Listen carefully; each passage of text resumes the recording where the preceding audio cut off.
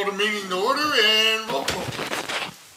Mrs. Beliska. Present. Mr. DeSarno. Here. Mr. Kaminsky. Here. Mayor Morgan. Here. Mrs. Joffroy. Present. Mr. Kogan. Here. Mrs. McKnight. Here. Let's salute the flag. I pledge allegiance to the flag of the United States of America and to the republic for which it stands, one nation, under God, indivisible, with liberty and justice for all. It's a public meeting of the Borough Council, Borough of New Providence, County of Union, State of New Jersey. Adequate notice has been given in accordance with P.O. 1975, Chapter 231. And an annual notice of revision was made in conformance to Section 13 of the Act. Before we start, I'd like to have a moment of silence for Gloria Badgley, who passed away. I guess it was last week. She was on the Board of Education for many, many years and was board president, and she did a lot for this community over the years. So we could have a moment of silence, please.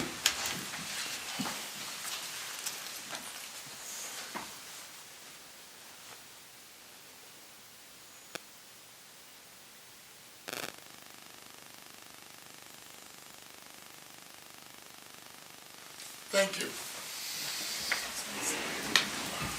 And before we do one thing else, I also want to say a shout out to the girls basketball Group 2 state champions.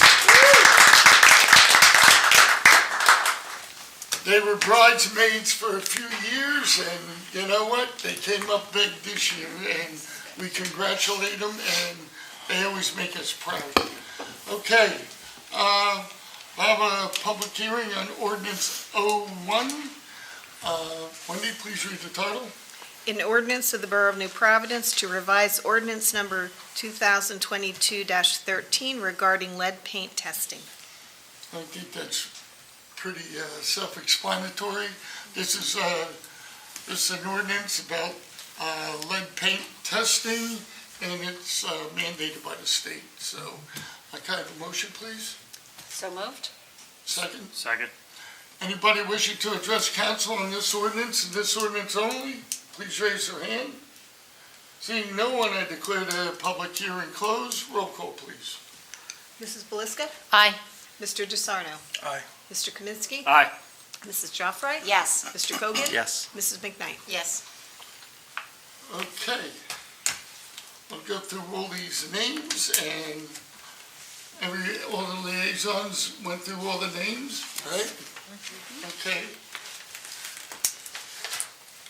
We'll go through appointments, beautification, Gail Cronin, Perry Everton, Kara Falkoff, Adrian Foote, Roxanne Jacaloon, Nancy Valerio, Anna Weinstein.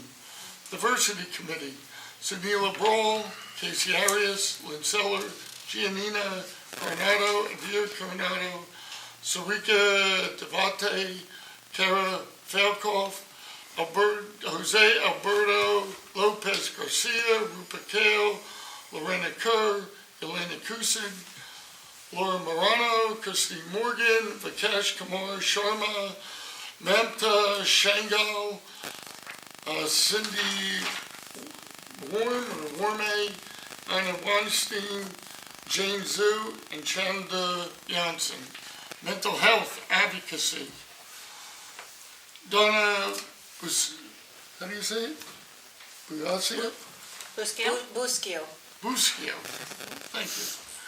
Lisa Fama, Deborah Carrot, Colleen La Roca, Candy McAloon, Deborah Merrick, Thu Novak, and 4 students, Alyssa Czar, Zara Khan, Alyssa Merrick, and Nikhil Shrivastava. Sustainability, Montana Chio, Mary Cluel, Chad Clausen, Adrian Foote, Suki Grover, John Keene, Robert Keller, Jimin Liu, Paula McGraw, Kathleen Dolan Pellis, Humbert Powell, Doug Sullivan, Joe Testa, Anna Weinstein, Donna Zane, and 2 students, Aiden Barth and Valmik Nahata. Can I have an approval for all that? Make a motion? So moved. Second? I'll second. All in favor? Yes. No, so be it. Okay. Let's go to approval of minutes to February 14th, please. Have a motion, please. So moved. Second. All in favor? Aye. Yes. No, so be it. Okay, we have two correspondents from Comcast, an annual notice regarding their payment of municipal right-of-way for 22, and New Providence Business and Professional Association, their borough policy event. Okay, any comments? I read the letter from the Borough, the Business Professional Association. I think it's a great idea. They're really trying to encourage people that's hosting events, in the borough to utilize borough resources, right? If you need food, utilize one of the local restaurants. If you need supplies, use one of the local supply stores. So I think it's an excellent idea. Okay. Let's go to council business. 77, that would be Matt. Resolution 2023-077 is a resolution approving request of the New Providence business community to sponsor community events during the calendar year 2023.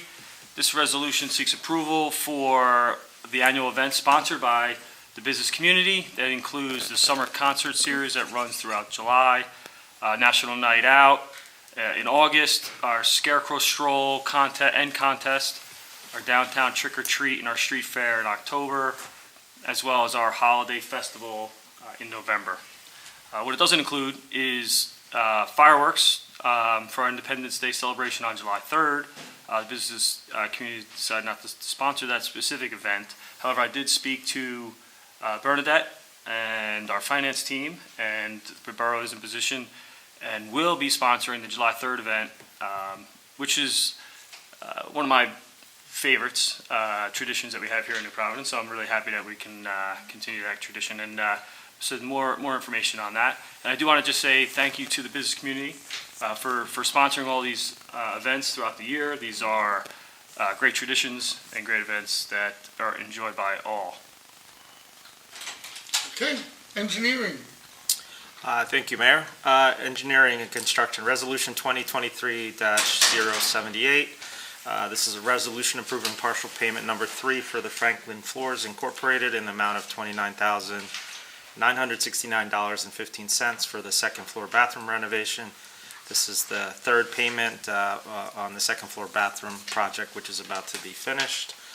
Resolution 2023-079, resolution approving contract to AirPro Systems Corp. 411 Hope Avenue, Roselle, New Jersey, in the amount of $23,800 for the library HVAC installation. It's the purchase and installation of a new HVAC unit for the library. Thank you. Finance, Lisa. Thank you, Mayor. Resolution 2023-80 is a resolution authorizing emergency temporary appropriations. Specifically, we're looking for temporary appropriations for maintenance contracts, technology maintenance, recycling contract, garbage, grass, brush pickup, automotive parts and supplies, gasoline, utilities, and solid waste disposal for the temporary budget. Resolution 2023-81 is a transfer resolution appropriation reserve, and this is a resolution transferring money into the insurance trust fund and the snow removal storm recovery trust fund. And then lastly, Resolution 2023-82 is a resolution authorizing payment of the attached bills payable list in the amount of $3,872,041.09. The two significant items on this list are $3,480,113 to the County of Union for the first quarter county purpose tax, and then another $119,013 to the County of Union for the first quarter 2023 county open space tax. So you're the reason we snow today? Yeah. You had to move money into the account? It snowed today. And it was heavy. Okay, we have two limousine license requests for Summit Express for Alex Chertakatsky and Ibrahim Ibragimov. They've been properly reviewed and prepared. Resolution 083 is a resolution authorizing the disposition for public sale of property. The police department constantly is finding bicycles with no owners, and what we do is we put them out for auction. They do that every 6 months or so, it's amazing how I guess people pick up bikes, ride them, and just leave them. I don't understand. And no, but, so those are in the lost and found, like if Yeah, people don't check? yeah. Okay, resolution 084 is a resolution approving the withdrawal from the Mountain Valley Emergency Communication Center with Summit and Milburn and entering an agreement with Union County to serve as the borough's 911 public service answering point for dispatching borough emergency services, which include police, fire, and EMS. Although Mountain Valley has been the borough's provider for emergency dispatches since 2014, the cost of the service has become prohibitive. The transition to the county dispatch offers the borough access to the state-of-the-art technology and services while providing the borough with significant cost savings. Okay, we go to Public Works and Thank you, Mayor. Alex. The first item is a request to advertise for seasonal summer help. This is for 3 summer help positions in the Public Works Department, about 40 hours a week, ranging $50 to $20 per hour, depending on experience, and applicants must have a valid driver's license and be over the 18 years of age. Resolution 2023-85, this resolution approving requisition number R2300416 for Rapid Pump and Meter Service Company in the amount not to exceed $69,587, Bergen County Co-op contract number 21-13 for wastewater treatment pump installation. This is a resolution approving Rapid Pump and Meter to install Gorator Pump number 2, along with various piping valves and wastewater treatment plant. This particular pump was ordered last year with all the delays in delivery and manufacturing. It's finally here, so this is to actually install it, move some things around, and add some better valve configurations. Resolution 2023-86, resolution supporting application submission to the Union County Infrastructure and Municipal Aid Grant Program for 2023. Submission of Union County Infrastructure and Municipal Aid Grant for milling and paving our municipal roads. Resolution 2023-87, resolution approving requisition number R2300426 for GP Jaeger Inc. in the amount of not to exceed $28,916 for wastewater treatment installation. PVSC North Jersey Co-op Contract B270-6. This is also a resolution approving a purchase of a channel monster for the wastewater treatment plant. I'll get through this.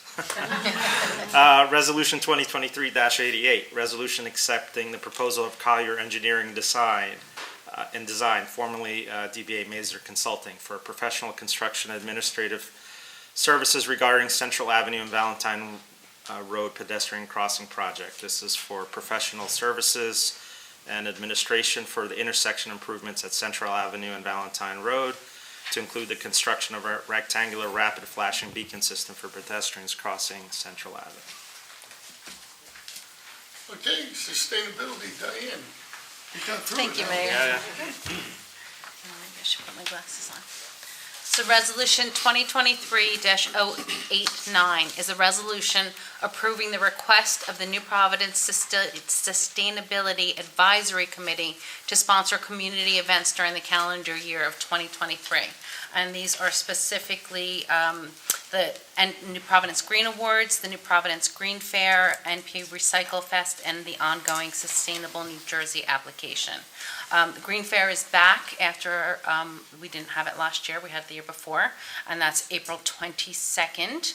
And then Free Cycle will be in September. And Green Awards is, all the flyers will be coming out. It's to nominate businesses and individuals for their work being green and helping the environment. These are great, great events, and there will be more to come next week, but look for information. Okay, thank you. Okay, discussion items?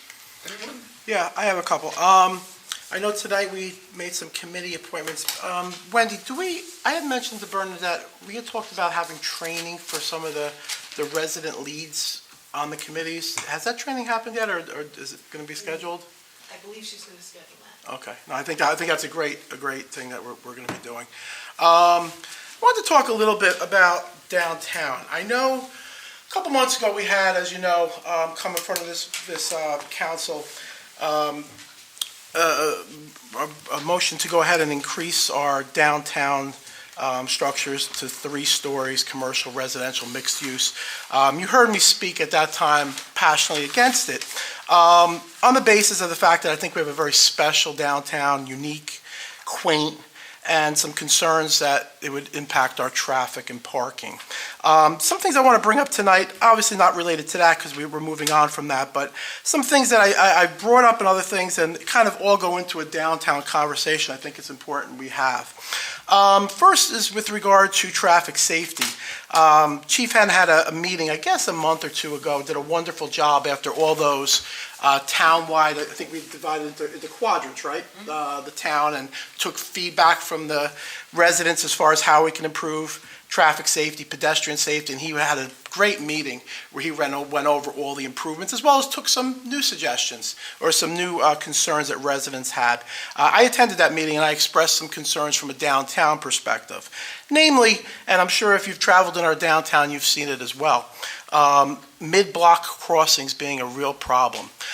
We have parking on the street, and that was done to a number of years back before I was on council, and it's actually a traffic calming measure to have on-street parking. But what it does is if someone's crossing mid-block, you're darting literally between cars, and I find that very concerning. As opposed to someone going down to a crosswalk. There's a number of places where you could see it occur, across from the diner, across from bars, across from Starbucks. You see it all the time.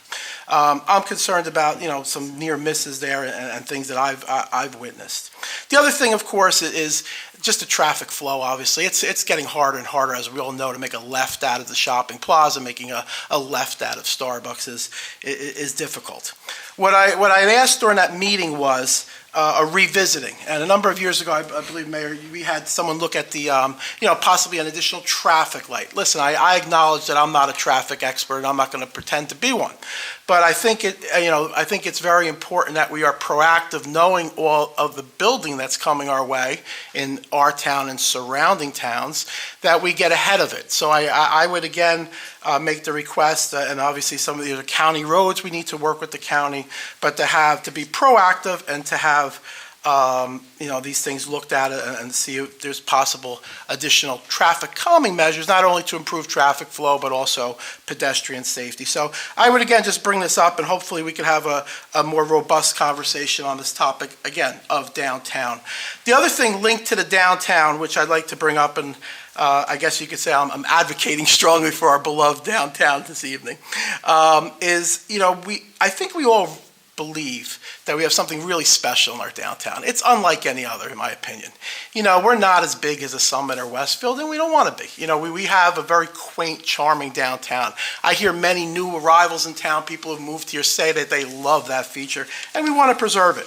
I think it was about 3 or 4 years ago when I first got on council, before COVID started, I had expressed, I had stated that I saw some things with regard to signage and enforcement of signage rules that I think were kind of slipping.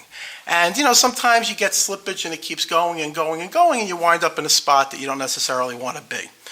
Now, I want to make sure it's clear that I'm bringing up this conversation. I think we should have a more robust one, not necessarily tonight, but maybe in the future, that I'm bringing this up with my love and affection for our downtown and our businesses. You know, this is not, this is done in that vein, because I want to keep what we have as very special.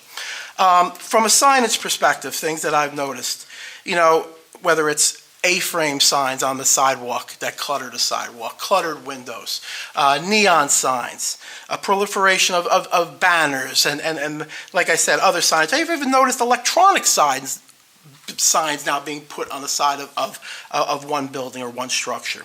So, you know, I think this is, again, in the spirit of maintaining quaintness, in the spirit of maintaining our downtown as being something very unique and very special. Whether it's the traffic safety or the signage aspect.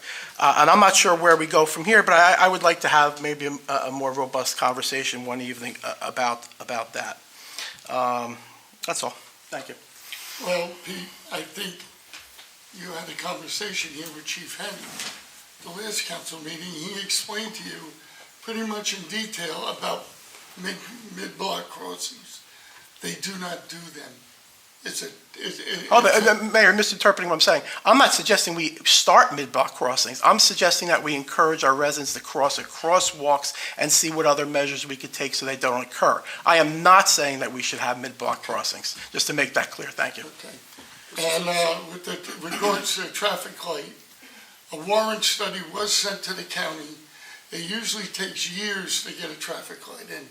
That's if it's even approved. So it's not like we dropped the ball on it. No. I ask all the time about where do we stand with that traffic light. What Mr. DeSarno was talking about, we were talking about a traffic light at Gales and South that would time with the one at Springfield and Passaic Street, okay? And that way it would give people a time frame with no traffic either way, that they could pull out of the shopping center safely. Also, I think a light would be advantageous there because you have a crosswalk there. You know, so we have looked at it. We've sent the warrant study to the county, and we're waiting for their determination. I have to tell you that the light at Maple Street and Central cost the borough, because they're two borough streets, $250,000. These lights are not cheap. So, you know, the county has budgets too. So they have to look at everything that they're doing. As far as people crossing the middle of the block, that's more education than anything. Could be, sure. And I know when I grew up that you were told to look left, right, left, nothing coming, you cross. State law has changed since then. You step off that curb, the car's supposed to stop. So, you know, that's an education thing that I think they made a big mistake when they made that law. But, you know, we can't change state statute. So, but your point is well taken. But I know, I see it too. We all do. And I was guilty of it delivering packages down South Street myself. I mean, I looked to make sure it's clear, but, you know, I wasn't walking down to the light and going across, walking all the way back up to deliver packages. So, no, but your point is well taken. Thank you. If I just add, just to comment on what Mr. Councilman DeSarno said, I agree with him 100%. Chief Henn and Sergeant Diamond or Officer Diamond did a wonderful presentation. But just to highlight on what Pete said regarding the signage, I happened to be in the parking lot this weekend by CVS and noticed that big digital sign. I mean, I couldn't believe that it's just advertising for, I think, other businesses, public service announcements, but it's a pretty large display board. Yeah, I was surprised by that. We know there's a problem, and Matt brought it up at the planning board meeting. Keith already has given out, what did he say, 62 violation summons? And he's pretty overworked. You know, his job isn't only being the zoning officer, but he was made aware that we want to start enforcement a little stronger. Yeah, that sign was just overwhelmingly Yeah, shocking. I get it. It's the size of a door. You know, it's like anything else. You give an inch, they take a mile, you know, so. Yeah. And it does. It gets out of hand. So, okay, any other discussion items? Seeing none, we'll go to committee reports. Actually, operations normal with me. Diane, I've got about 75 minutes of, no. The website is in the process of meeting all of their deadlines and their timetables, so we're looking forward to hopefully the end of May. So operations normal with that. Members of our sustainability committee are here, Kathleen and Doug, and they can answer any questions that we have on our wonderful events coming up. But other than that, I think, Historical Society is also working on their calendar for the year. They have a lot of great things coming up too, so look at their website. But other than that, does anybody have any questions for? No? Okay, thank you for coming. The only thing I have is I said at the Board of Ed meeting last week, I had to leave early, so I don't have a full report. It was covered, of course, in the TAP. But it's always an impressive thing to attend our Board of Ed meetings. You know, we're very fortunate in town to have the people, both from administration side, teacher side, parents participation, and staff, and it just very impressive start to finish. While I was there, they covered the audit report. If I remember correctly, that they didn't have any findings, and the auditors were quite complimentary. They also talked a little bit, or a great extent, I should say, about the curriculum instruction report. Really, I made about half the presentation. Very, very dynamic. They had children presenting as well, different things, and it was really it was interesting. So, just a very, from my perspective, for the portion I was there, a very positive event. okay, Matt, So, the planning board started hearing the testimony on 44 South Street. That's the old florist. So, we heard the planner discuss the plans so far. We have probably at least one, maybe two more meetings, I would think. Architecture and some traffic study discussions to be had. But I just wanted to say that we had a few public residents come to the meeting, very, very well prepared. One resident probably asked questions for over 30 minutes. Really great questions, very detailed. And I went up to him after the meeting and I thanked him for coming to me. And I've been saying this for a long time. That's so important, right? Our zoning meetings, our planning board meetings, our council meetings, without public input, right? When public comes and they ask questions and they have input, good things come out of it. A lot of those questions that particular resident asked, I said to them, there were 3 or 4 of those questions that I had that I didn't ask because I just either didn't get to them, something changed in the subject matter, or whatever. So that's what this community is all about. And I thought it was a great meeting, and I really appreciated that they were there to ask those questions. And I encourage residents to continue to come to all these meetings and continue to ask good questions. So, okay, Nadine, Operations normal. Alex, Nothing to report. Lisa, Finance Committee continues to meet. We're fine-tuning the budget, and we will get that out and presented to residents shortly, so stay tuned on that one. Beautification Advisory Committee will be meeting tomorrow, so hopefully we come up with some nice ideas of how to, beautify the town. I have ideas in mind, but we'll see what happens there. And the library board did meet last week, and I have to say that we have such a vibrant, busy library, and it's really an amazing thing to see. The Friends of the Library are awesome. They work tirelessly.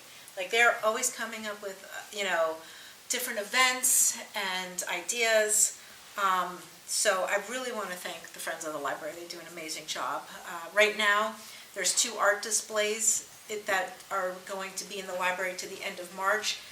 Mr. Vavona, if you might recognize his name, he was an art teacher at the high school. He is an amazing artist, so go check out his work at the library. And then Mr. Francisco Silva also has his artwork there. We've got a couple concerts coming up in March and April. The craft fair on April 7th. The Friends of the Library are planning a murder mystery, at the library, so that's going to be fun. And I have to say that they are also working with the rec department here in town to kind of, collaborate with some of these events, so which is nice to see. So it is really a collaborative effort. If you haven't been to the library lately, go check it out. I think it's important to point out, every week, every Tuesday, Bernadette schedules a department head meeting.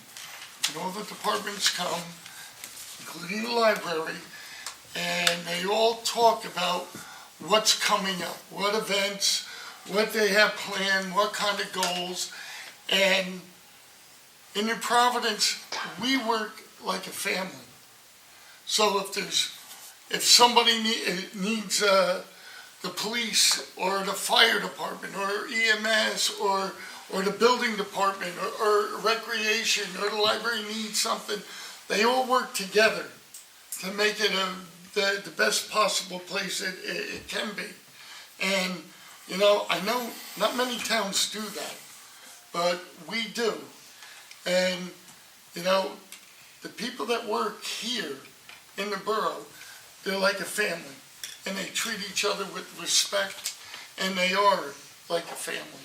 So I just want to bring that up because, like you're saying, with the recreation and life, that goes on all the time. And we never even bring it up because it comes second nature, So, okay, at this time, Wendy, do you have anything? Okay. This time we have public comments. Anybody wishing to address council, raise your hand, give their name and address. Yes, Alan.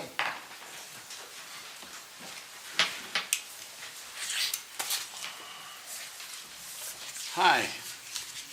I wanted to say, I wasn't intending talking about this, but since Councilman DeSarno brought it up, I think you need to be open-minded about how to deal with mid-block crossing, because I'm not sure I see a way that it's going to stop. Your own admission. For example, I think once the property, the old Bank of America property gets occupied, and that parking lot gets busy, and Prestige, I know, has basically a verbal agreement with the Presbyterian Church of using it. People are going to be crossing mid-block. It is out there that you can use that parking lot. So I'm just saying, rather than dismissing it, it is an issue. It's not that we're dismissing it. It's county roads. We have nothing to do with them. We can go to the county, but we have gone. They do not want mid-block crossings. Yeah, let me just redirect the conversation a little bit. What I brought up tonight was an issue with mid-block crossings. I was not at all saying the solution is a mid-block crossing. The solution is crossing at the light. The solution may be other traffic calming measures that people who are very well versed at this may recommend. What I know we have approached the county in the past. There's the studies, there's a timeline for things to get done. My point is that clearly our traffic flow, you mentioned additional tenants in downtown. We know the additional building that's going on around is going to increase. I'm a big proponent of being proactive rather than reactive, God forbid, after a problem. So what I'm suggesting tonight is that we continue to try to be as proactive as possible. Thank you. Very good. I guess that's good, okay. And I think that's what we've been doing, I- looking for lights and other things. And if what's needed is to have citizens go on over to Elizabeth and go and talk to the commissioners, I think that can happen. I mean, if the stumbling block is the county, then, I think Chief Henn said it right. These are state laws that they don't want to make cross blocking. And, I haven't investigated it so that, to the point where I would be okay, able to make I'm a not real good going to argue the suggestion. point. It's just, I'm it's not just, a traffic it's engineer, just- I don't I know. claim to be, I listen to my Yeah, professionals. I think you're absolutely right, Mayor. The thing tonight was to just talk about the concern we have, and then let's see it go somewhere, as opposed, we're not going to solve anything, we're not the experts on this. You're correct. I had one other thing. I'm going to, on September 14th, 2021, you had a meeting where you were discussing the standard operating procedures. And if I may, Marianne Ivers, if I use her report, because her report was more complete than the minutes of that meeting, that she basically mentioned that the council was urged to evaluate the role and purpose of some of advisory boards and committees. And she noted, this was Bernadette, she noted that some boards and committees do not have a mission statement, and said that some committees do not have to exist in perpetuity. So sorry. When their purpose has been served, it is okay to end them. She advised the council to start evaluating what committees and boards should be kept. I'm just curious. I understand that I imagine it's an ongoing process, looking at the committees, but I'm just I guess I'm asking where are you at with regard to that? Looking at those committees, and are there any that have sort of changed their missions? One of them, I know we changed, is the cable TV committee, because that was put in because we have a contract with Comcast, and it's not up yet, so we didn't need to have that committee anymore until we reevaluate when that contract comes up. Dissolve the community activity board as well. I guess when you look at the structure of the committees, that the ones that come to mind are the advisory committees, which are structured to advise on a particular issue and cease to exist. I mean, that's what your policy is. So I'm just curious as to if that's been reviewed, or if the mission has been reviewed, because you do have advisory committees that have been around for some years.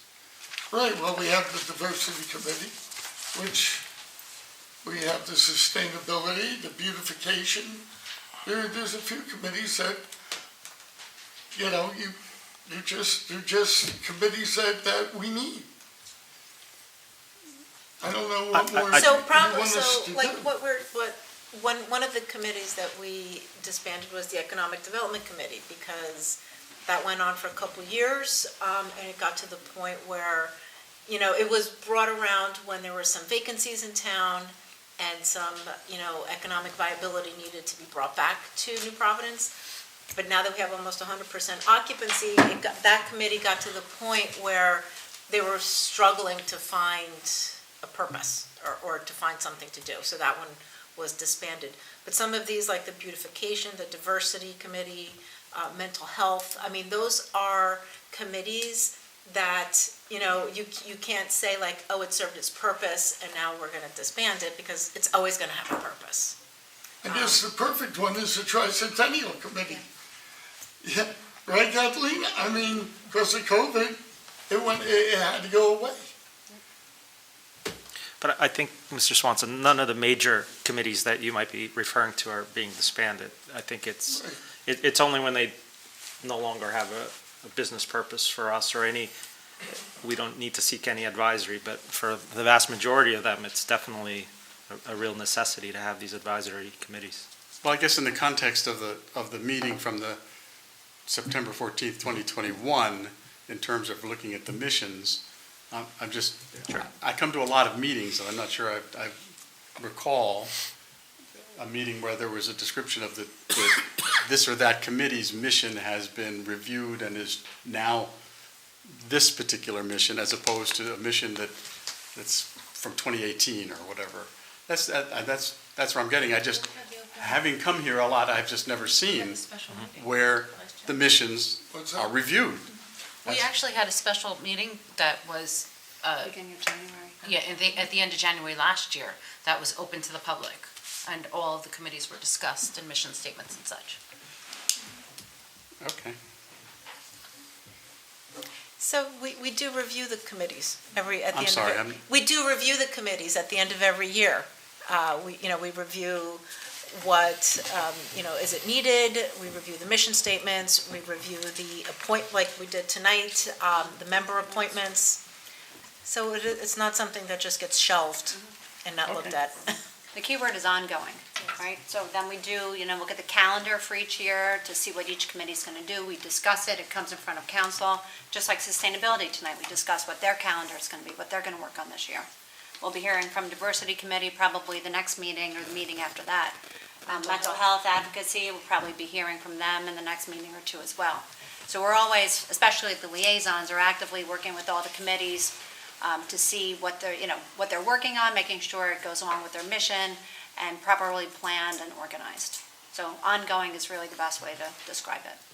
Good. Thank you. One last thing. On December 20th, I came in, I'm not going to talk about the issue tonight.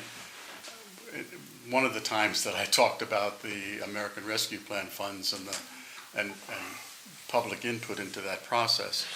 And during the meeting, Mayor Morgan, you referred twice to the 5-year plan. I've inquired of the administration of the 5-year plan, and they have, in writing, said to me no such plan exists. So I'm curious if we have a clarification. We look at capital projects 5 years out, what we can afford, we put it in a priority of what we need. That's our 5-year plan. It's not etched in stone, it's just a plan that we look at the things that we need to get done in priority order. A lot has to do with the sewer plant. It's old. I think it was, totally redone in 1980? 30 years ago. Yeah, so there's a lot of things. You can see that Alex just brought up pumps, a channel monster, things like that. These are upgrades that we need to do to keep the plant operational. So that was in our 5-year plan, that you have to take a look at all your equipment and what's needed and schedule it out. Is there a document or a 5-year? It's when you included say in the 5-year capital. plan, It's in the I've capital requested the plan. 5-year plan, and they've said it doesn't It's exist. in the capital plan. Is that a document that's? It will be, once we. Last year's is online. It's introduced to every budget. Yes, Last year's is online. It's in the That's capital online? budget. It's at the end of the budget. at the end of the budget, when we pass the budget, it'll be in the capital plan. Capital budget section of the budget. Right. For what you're planning for the next 5 years will be? Yes. Okay.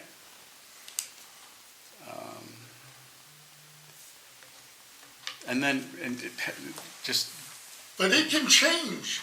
I mean, things. that's come where I up was just about and to head. They change, and that's why, you know, When you We say say they, the that's where I was 5-year heading. When it says they can change it, who's they? the council. I mean, an emergency may come up where we need a piece of equipment down at Public Works or this or that, and we had, the capital plan will have to change to accommodate our needs. I'm just going back again to the citizen participation aspect of things again, where is there a process where citizens are informed? It's during the budget process. Okay.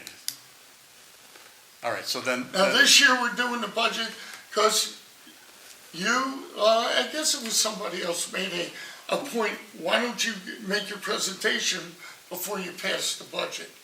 And I said, that's a good idea. So you'll have a month to look over it, we'll make the presentation, and then a month later, we could either during that time, we could amend it or pass the budget. So we're gonna change that up a little. Okay, All right? thank you. Sure. Thank you. Anyone else wishing to? Yes, sir.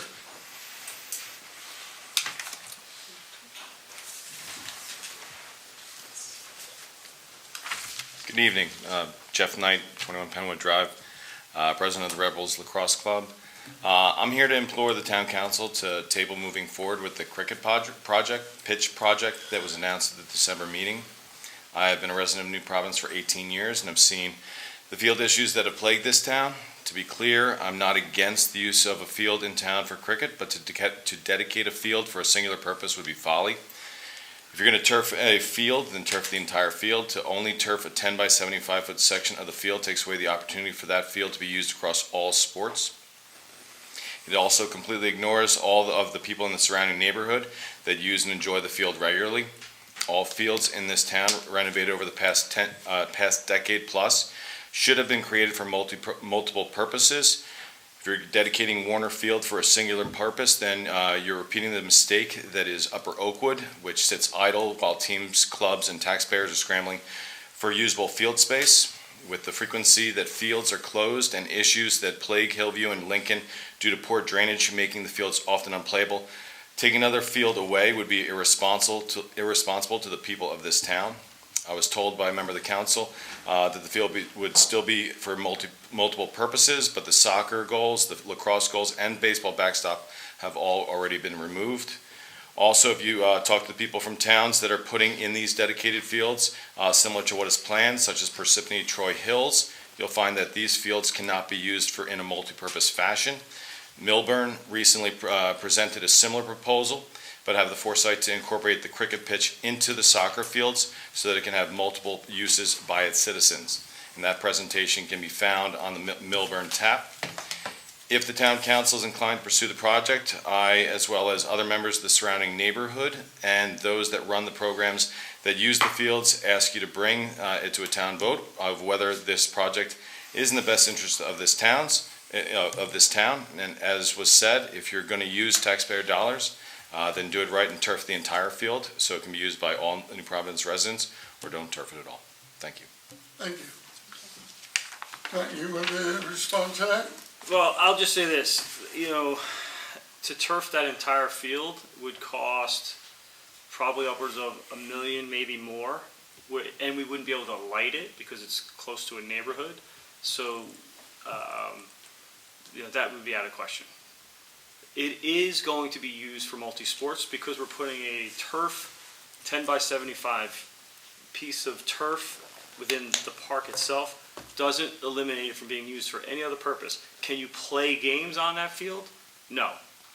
Were you playing games on that field for the last, I'll call it 10 years or more? No. So, to say that putting that pitch on that field is taking away the use from other programs, I think is not the correct statement. I will say that I know that the Rebels have used it for practice as recently as last year. I know that flag football has been played there in the past, as my son was part of the program that played there. And I know that as a resident of the neighborhood, I know that the Blues soccer, when COVID prevented them from using Leader Field, they were using that field regularly for soccer purposes. And obviously, keeping in mind the kids within the neighborhood as well, and the games that they play in that on that field. And there are people that play full field games in the neighborhood on the field. So that's my concern with that. And I think they'll still be able to continue to use the field. And I still think that teams will still be able to practice there. We have turf and grass at Hillview, we have turf and grass at Lincoln, we have turf and grass at Oakwood. Beckton? We have no turf at Beckton, No, but yeah, grass. but Grove Terrace. all those fields are used by multiple sports, whether it's lacrosse, or it's available to be used for multiple sports, whether it's lacrosse, soccer, softball, baseball, whatever.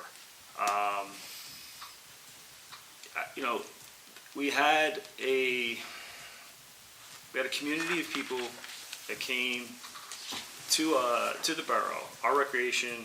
They were looking for a place to play. We looked at it as an opportunity to provide residents of our town something that they can enjoy, that they would use, and that they could teach and maybe even potentially become a program that grows within the borough. We've spent millions and millions of dollars on football, on soccer, on lacrosse. We're spending less than $50,000 on cricket. So, you know, it's an opportunity to, again, I think, and I'm looking forward to it. I really am. I'm looking forward to going and watching them play. I'm looking forward to learning the sport. I've met some great people in their club. They've created this club from scratch. They've tried to follow some footprints of what the soccer club has done, creating that successful club. They're very respectful people and program, and I think they're going to be adding a lot of tremendous value back to the community. So, you know, in my opinion, I think it's a good project. I don't think we're spending a lot of money on it. That's going to, you know, again, to put that to turf that entire field, you know, without being able to put lights on it, and spending $1 million just wouldn't be, you know, a decision that I would support. I completely understand, and as I'm sure we could continue this conversation a long time, but as I said, not against the cricket pitch at all. I'm just asking to also check in with like those towns like Parsippany, Troy Hills, who people have said, and I've talked to them, they're like, the fields get destroyed. It really does not allow for multi-purpose. And then, you know, just to look into the Milburn project where it is infused within a larger you know, complex where maybe there are alternatives in town instead of using a neighborhood field that is used by people within the neighborhood regularly. And we can have our community activities department talk to Milburn. Well, I'll just add this too as well, right? So just to be clear, right, this isn't a official cricket pitch, Right. okay?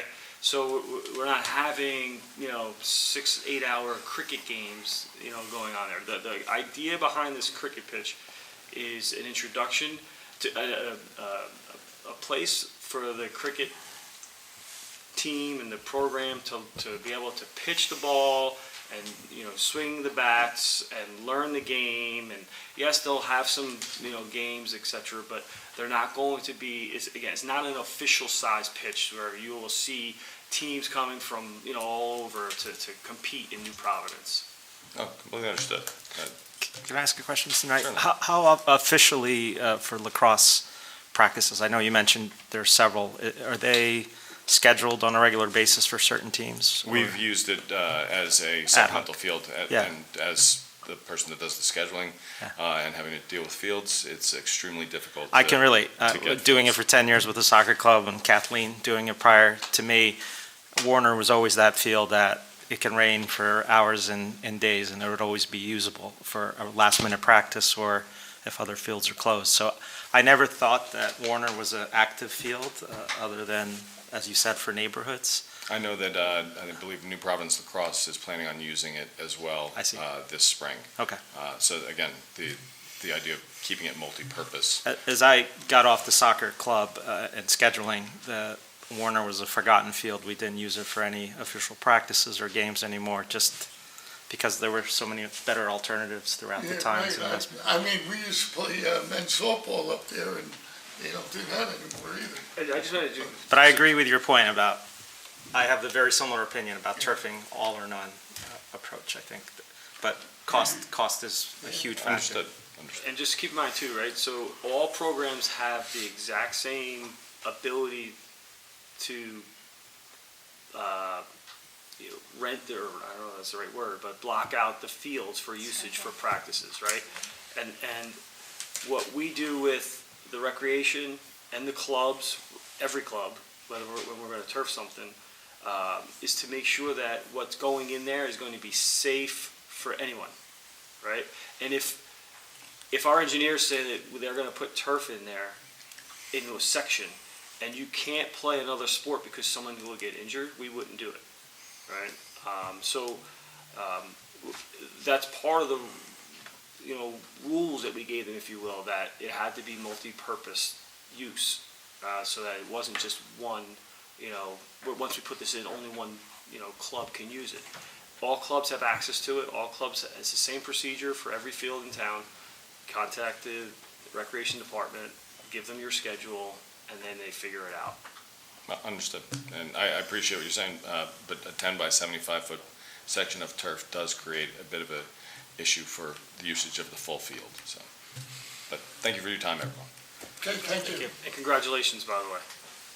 State champ. Oh, nice. Anyone else wishing to address council? We have a Boy Scout back there. Did you learn a lot today? Yeah. You have any questions for us? No, I don't. Okay, Oh, come on, man. great.